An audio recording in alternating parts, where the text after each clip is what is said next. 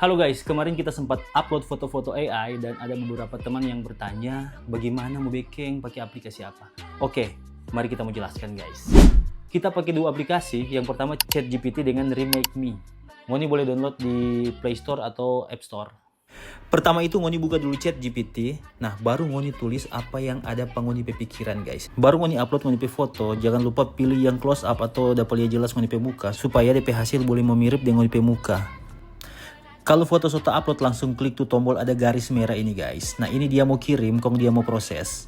Nah ini dia so langsung proses guys. Cuma DP waktu bertunggu antara sekitar 2-3 menit. Nah ini DP gambar so jadi guys. Cuma DP muka nyandak mirip-mirip sekali dengan kita guys. Jadi kita simpan dulu tuh foto. Baru kita buka tuh aplikasi kedua Remake Me. Baru kita pilih yang custom multiple face. Nah baru pilih ulang tuh foto yang udah download tadi dari ChatGPT.